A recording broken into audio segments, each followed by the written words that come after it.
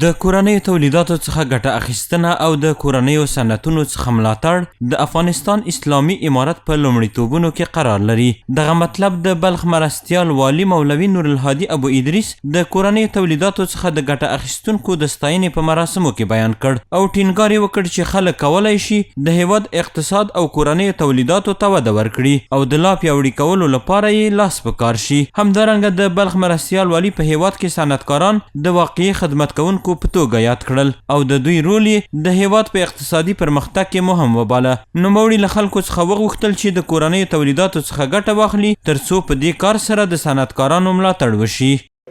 این شرکت هایی که تولیدات خود محصولات خود در داخل افغانستان داشته باشه، از افغانستان بیرون افغانستان صادرات داشته باشه، این ما فکر میکنیم که در مردم افغانستان، در اقتصادی مردم افغانستان، در خودکفا بودن افغانستان خیلی کمک میکنند.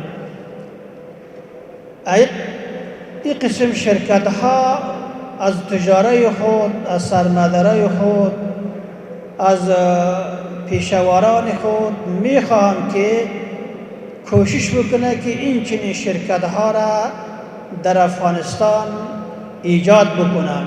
په ورته وخت کې د بلخ ولایت د صنعت او سوداګرۍ رئیس او د پیشورانو خونې مسؤل د کورنیو تولیداتو او کورنیو صنعتکارانو څخه ملاتړ خپل مسؤلیت وباله او زیاته یې کړه ترڅو چې د کورنیو تولیداتو څخه ګټه وانخلو نو هیواد مو اقتصادي پرمختګ نشي کولای او لازمه یې وګڼله چې باید د کورنیو تولیداتو څخه پوره ګټه پورته کړو.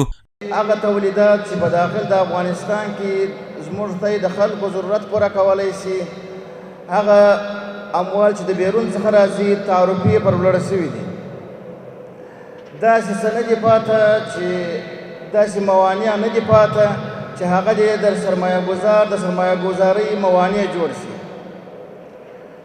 او بل زموږ ستاسې یا د ولس حمایت ته ضرورت لري. هغه دا چې موږ تاسې خپل د داخلي تولیداتو څخه پوره استفاده وکړو.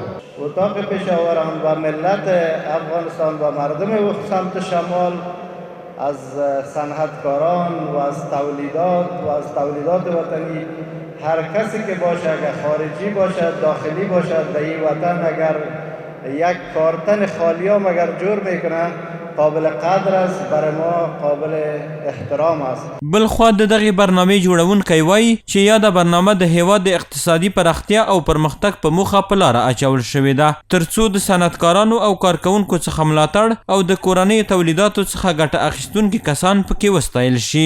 به هدف رشد اقتصادی کشور و به هدف حمایت از تولیدات وطنی در کشور بوده ای برنامه امشب ما شما.